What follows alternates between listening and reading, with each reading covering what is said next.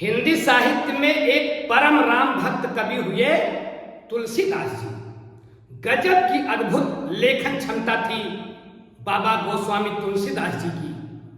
गोस्वामी तुलसीदास जी ने कई रचनाएं लिखी, उनमें एक कालजयी रचना लिखी रामचरितमानस।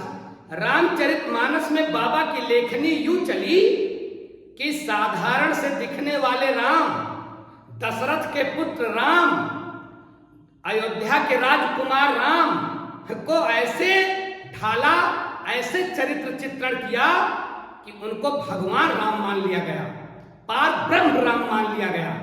ये क्षमता केवल बाबा गोस्वामी तुलसीदास में ही हो सकती है कि दशरथ के पुत्र राम को पार ब्रह्म की संज्ञा दिलवा डाली, ऐसी लेखनी चलाई है। और कबीर साहब उन्हीं राम के बारे में कहते हैं कि राम नाम का मरम न जाना, दशरथ सुत चहुओर बखाना। कबीर के राम दशरथ के पुत्र राम नहीं हैं, लेकिन तुलसी ने उन्हीं दशरथ के पुत्र राम को पार ब्रह्म लिख डाला और पूरी दुनिया से मनवा डाला। ऐसी अद्भुत क्षमता है तुलसीदास जी में।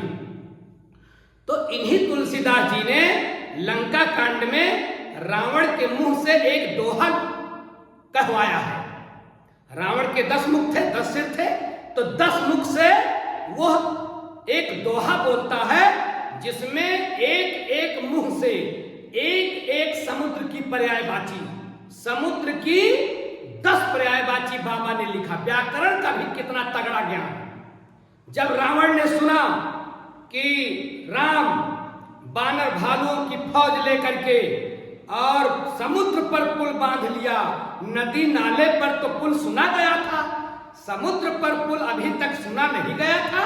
रावण बिलबिला उठा, बहुत परेशान हुआ, कहा कैसे हो सकता है, असंभव, समुद्र पर पुल असंभव, ये हो ही नहीं सकता। विकल हो गया रावण, बेचैन हो गया और पागलों की तरह बोल पड़ा।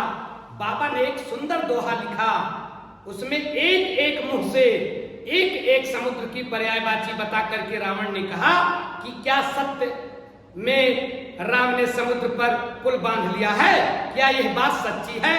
क्या लिखते हैं गोस्वामी तुलसीदास जी लंका कांड की लंका कांड के 5वें दोहे को देखिएगा।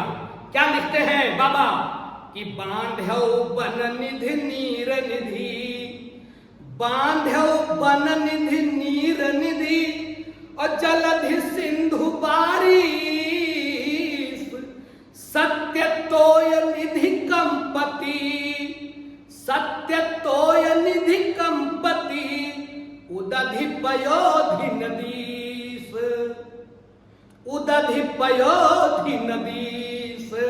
ये दोहा है, आप इसको दोहे के रूप में भी याद कर सकते हैं। और ये समुद्र की 10 पर्यायवाची चल रही है।